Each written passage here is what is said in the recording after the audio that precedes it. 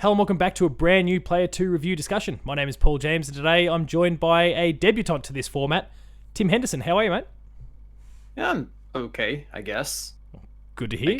I mean... Host of the Pixelcast, you've got a podcast in 45 minutes from now. 45 minutes, but there's no deathly fog that has kind of fallen around Osaka at the very least, so... Well, that's a good sign and a good start, right? Says that things could be worse, yeah. So you, and with thanks to Power Up PR locally and Bethesda, you have been playing what is quite likely to be the final game from Bethesda ever released on a PlayStation platform. You've been playing Ghostwire Tokyo from Tango Gameworks.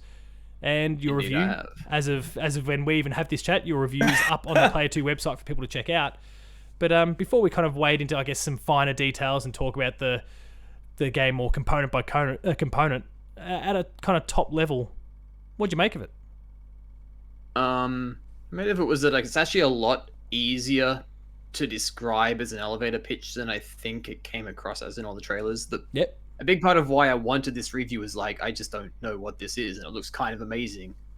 But really, if you just said it's Far Cry in Tokyo made by Japanese people, you'd actually be a good deal of the way You're about there. 3/4 of the way there, aren't you? With finger guns. Magic finger guns. Finger guns are cool. I mean, that's the recurring thing of let's say it's this game highlights for me how far presentation actually goes. And I am quite a strong believer in this as well. My whole part of my degree's in art, and I did a lot of film theory on the side for the theoretical side of that. And I came away realizing that you probably should not look at story as the bedrock of film. That's more like the skeleton, and the stuff that kind of keeps you coming back is everything is the built scaffold around for it. the whole thing. Yeah. Like the Lord of the Rings movies could have been terrible, and the Hobbit ones kind of weren't. Kind of shows you how important getting the scaffolding and everything around it correct actually is.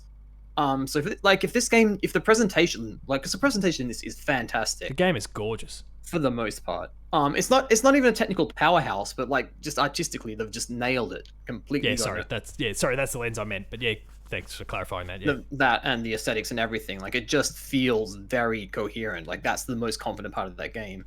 And if you took that away, and if it was actually just Far Cry in a grey city, it would probably, I scored it a B. It could easily have gone down to a C if it did not have just so much character. Yeah. I was really struck struck by the world itself. Now you've got I guess of the two of us, the local perspective. You've got kind of a greater sense of the city itself, and obviously kind of just the general ins and outs and the feel of the place. Now obviously we don't have big spectral entities wandering around through there all the time. Last I heard. Obviously, a lot. We've all lost a little bit of contact around the world since COVID started. So who knows what's been sprouting up in the meantime? Presumably none of these horrible visitors. But you've obviously got that layer of context. But even for myself, who unfortunately at this point still hasn't even been to Tokyo, I was so struck by the look and feel, and just from everything I'd consumed over the years of fictional nature, but also non-fictional documentary style thing. And coupled with other people's experiences over the journey, it really looked in terms of just the world itself, and subtracting the fantastical components that we've got here, the attempted horror components here, it really looked and felt like everything I'd kind of imagined it would, specifically at nighttime. Would that be fair as someone who actually lives and breathes it? I mean, yeah, I live in Osaka, not Tokyo. There are some differences, but the general gist, what I did appreciate was particularly, so you've got your main streets and they look like what you'd expect from even a Hollywood movie, Kill Bill, whatever, set in Tokyo. Yep. And have got the neon street. They do a very good job with the types of parks that are there, and the smaller back alleys. And something I learned a while ago is I don't know when the building code changed, but at some point the governments were we need to have a setback. All these these streets are barely enough to fit a bicycle down, and you get that when you go down all of the side streets and the general feeling of them, the rundown, small things that I guess you wouldn't think about, and the developers probably didn't think about either. I think something I appreciate is that they just did not give a fuck about trying to make it Western appealing outside of it being a first-person game. But yeah, it doesn't feel very good as a first-person game. Let's put it that way. Yeah, I'd agree with that. The gameplay side of things is by far and away one of the weakest components, and it very quickly wears out its welcome.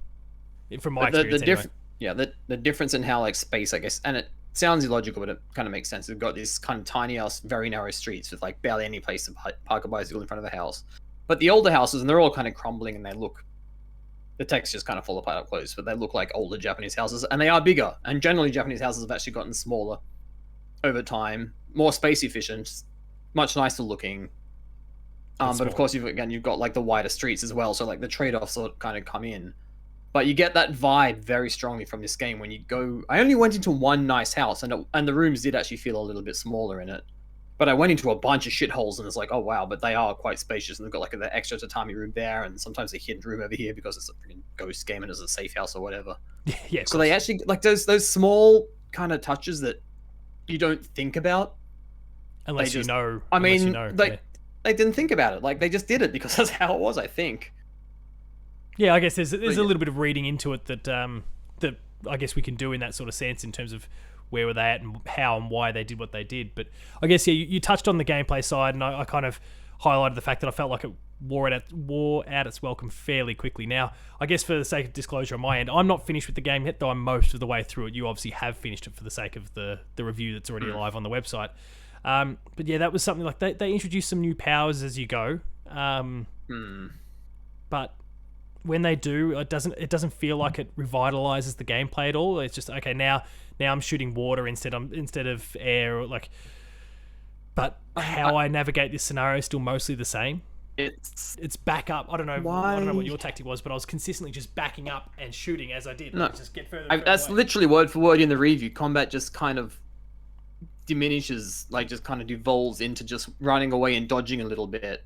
Like literally holding this analog stick back and just shooting as fast as you can, and like kind of cycling between the ammo types. Like there's no sense of strategy or purpose in any of the encounters. And I do feel like this game, and I'm not the first person to comment on this, and I doubt I'll be the last, it seems there are two different games kind of pushing and pulling each other here a lot, and I kind of compared it to like the two, because you're effectively playing as two characters. You're just playing some typical kind of hung up on his sick family member, young male adolescent character, and then he's being kind of literally even possessed by KK, a grizzled spirit detective, whatever. And neither of these characters are particularly well developed, and you get a bit of a pass because there's two of them, so they can kind of converse with each other in your head. And it feels like the game is kind of like that. You've got like these two not quite fully developed games that both get by again the sheer strength of the artistic and aesthetic design. Because sorry. No, go for it. Continue. I'll jump back to that point. At first, I mean, you start outside, and at first the control's like, okay, this feels a bit heavy, a bit sluggish, but okay, like, these guys, they typically made horror games, and it at least fits with the oppressive nature that you and it gives off, early on at least, it gives off proper horror vibes, and that kind of just turns into like a wrapping paper by the end, really. And you like kind of the first thing you have to do pretty much is you're outside, but you very quickly end up inside a hospital, and there kind of tutorializes a lot of the basic mechanics. Like, the this stealth, is a healing item. This is how you sneak up behind someone else, and it feels quite precise, like directed almost. So you kind of have this slow pace. Okay, this is bringing back some little vibes of the Evil Within. Except that it never really hits that sort of level. I mean, no, it stops doing that. They want to be, they tease horror, but then they never really properly lean. They just use it as set dressing. Yeah, and it's really good set dressing again. Like it literally elevates the game a little bit. But once you work it out, though, it no longer kind of resonates. Once you realize the stealth is like you don't even have to crouch. Like at least on the average difficulty level. Yeah. At some point, I realized though these people have terrible line of vision. Like they literally see directly in front of them in a short distance, and that's about it. You just run up behind them and insta kill them. Yeah. So it's like and it's the only way to do it, because like sneaking would just take too long, because like the city's too big, and again it's not directed at all. It wants to be an open world game, but it kind of wants these mechanics that don't work very well in an open world game. Yeah, or at least not in this open world game. Yeah. Yeah, and it feels like you're possessed by a ghost, and once you realize it's given up on being a horror game, and you can literally use, I don't know what they are, I'm calling them harpies, as grapple points, like get up on top of roofs. It's like they should just be taking control leaflets out of like infamous Second Son and Spider-Man. Like you literally have those sort of abilities already. That Why mobility do you is still huge. move? Yeah. Like if they did that with mobility, and I know that Japanese developers with action games can be like, look at Platinum, man. Like if they could have done something spectacular if they'd leaned really heavy into that. So I guess on that that story side, and we obviously touched on KK specifically. So, did you try out the Prelude demo that was put out?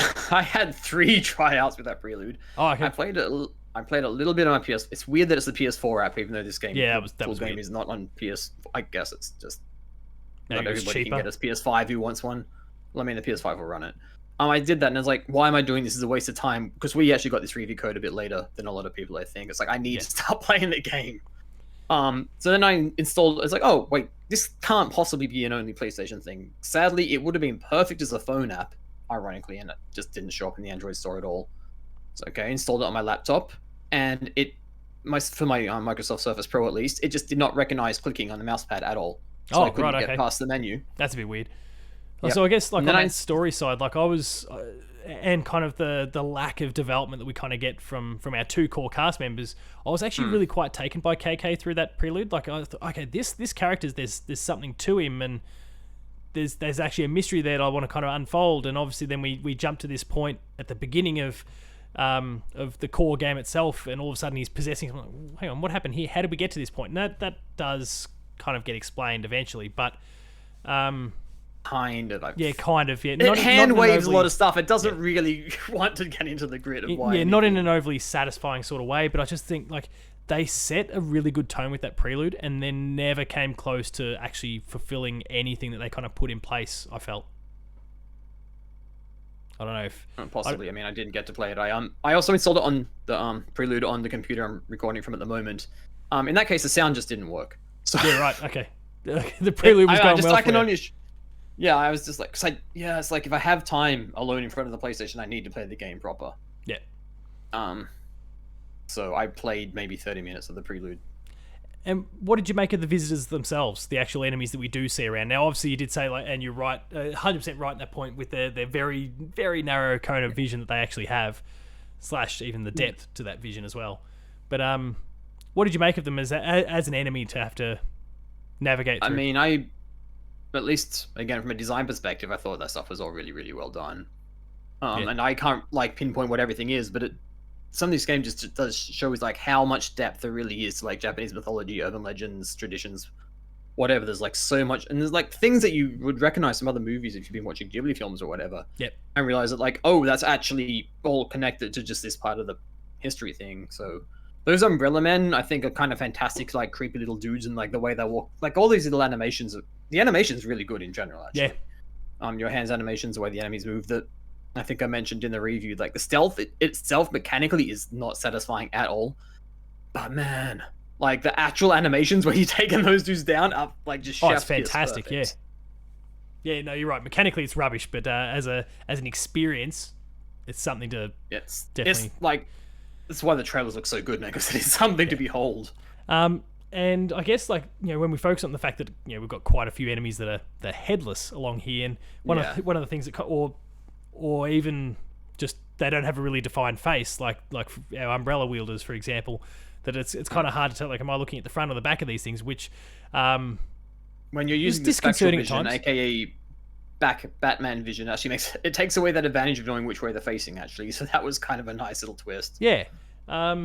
Which did kind of throw you off a little bit, but like there's enemies there, and like and look, most people know fairly well that I like to chase down a trophy from time to time, and there was one there about headshots. I'm like, how the hell am I supposed to do this? These ones don't have heads. These ones I can't tell which way they're facing or what they're doing. No, that was a little bit. I'm going to give you some life advice on how to enjoy games and your life. Oh yeah. Or at the same time, just ignore trophies. Oh no, I still just completely ignore them. I still have a great time with them, and they don't. Sometimes they just pop up, and you go, "Well, that was nice. I must have done something by accident." And then just get on to doing whatever you're enjoying about the game. And look, I'm very selective about the whole thing, but I saw that one, like, okay. And it's the credit to PS5 is they kind of have that register that actually keeps count where you're at. I'm like, I don't know how I'm doing this, because like I know that I understand the concept of a headshot. Counts as a headshot. But this is all quite weird. So but you kind of want to smack him in the middle of the torso as much as possible, so he can actually like rip the cores out, which is again another really super satisfying animation. Oh yeah, like the way that you kind of pull that spirit rope thing that kind of goes down and it's around all your fingers, and like that's what I'm looking at and going, how did they not have Spider-Man stuff in there as well for getting around the city when they already had this complete like? There were so many elements that really feel like in a way they've been lifted from a Spider-Man. but then they don't Except the go the whole way. making the moving around the city fun bit. Yeah. Because it's a big map. I mean, Yeah. it's not the biggest open world game ever, but it's a big map, and you never, at least outside of story beats, I guess, have a vehicle of any kind. Like, you're always on foot. Yeah. And the fast travel itself is nothing exceptional. Like, you've got gates that you can. It's fast travel. Yeah, but it's and there's a few of them, but it's not excessive. So you are still going to be commuting by foot quite a lot.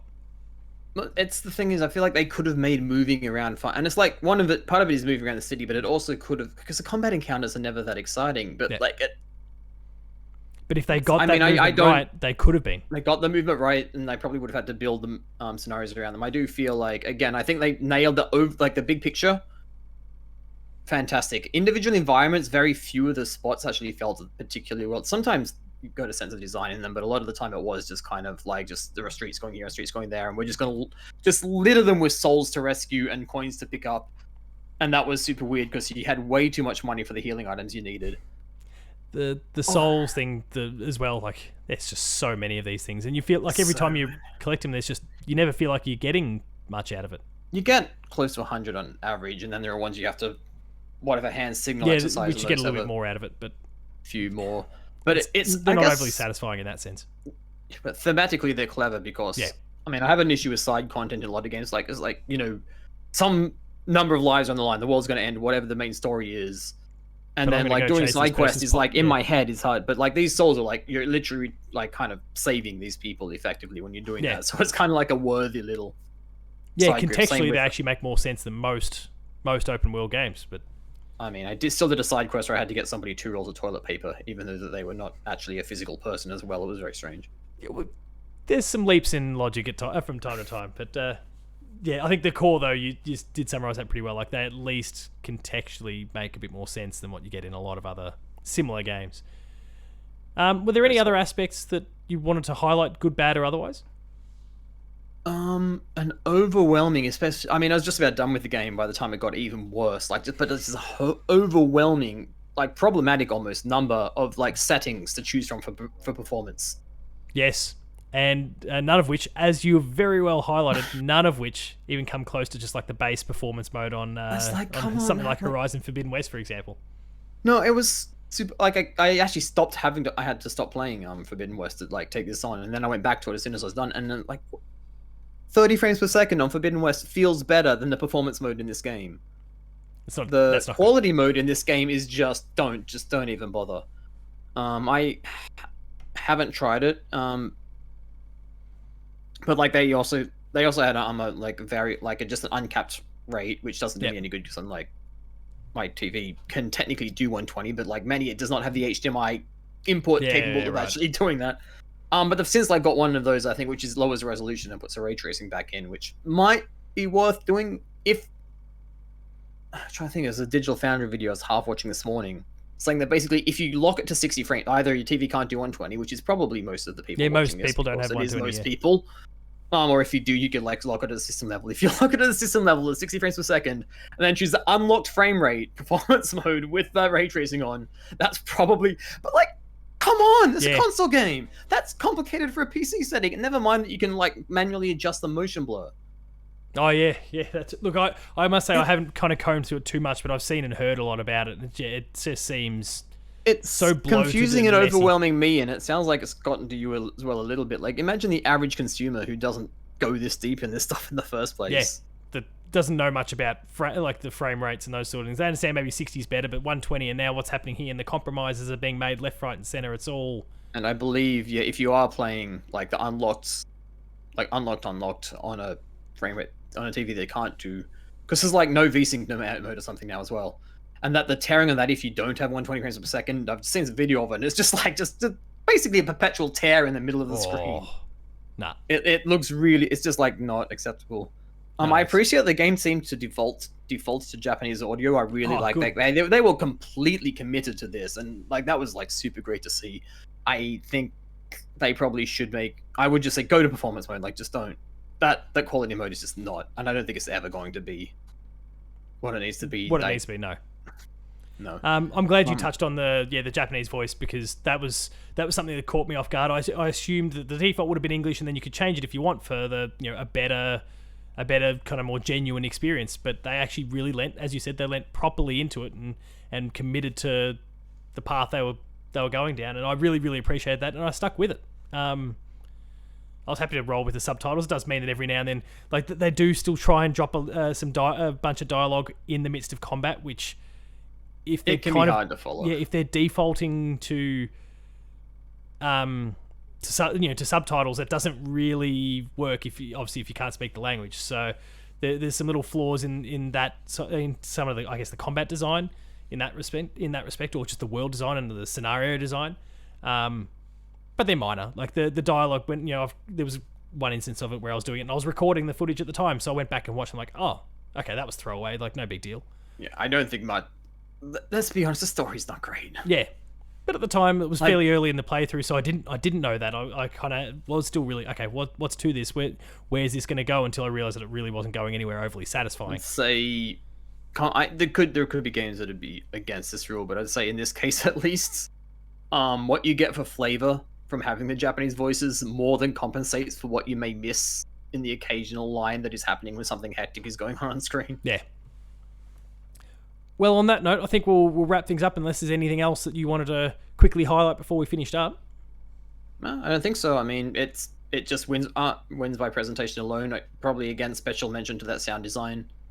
I think I even hyperlinked my specific soundbar, which is over a decade old now, in the review. Getting a good sense of height information from that thing, which I think was built well before Atmos was even close to existing. Like the sound design, this is fantastic. Yeah, they did do a good job there. Yeah, the whole audio visual side is certainly the high point for the game, and everything else is far more subjective, I suppose. Well, we'll wrap things up there.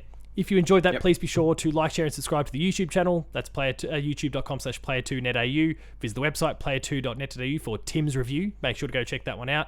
You can obviously catch the video version of this or the audio version. So, again, the YouTube channel or the patched podcast feed. But otherwise, thank you very much, everyone, for tuning in. Tim, where can people find you on the internet? I think it's been written on the screen the entire time. It's at Pretend Beard. It is, but we'll cater to our audio listeners. So, Pretend Beard on Twitter, obviously Player2AU as well. Again, go check out the Player2 website for Tim's review of Ghostwire Tokyo. It is already live for your enjoyment. Paul James Games for me on Twitter. And otherwise, thank you very much. Thank you again to both Bethesda and PowerUp for providing copies of the game for the both of us, so that we could check the game out at our various paces. Thanks a lot for everyone for watching and listening, and we'll see you later. Goodbye.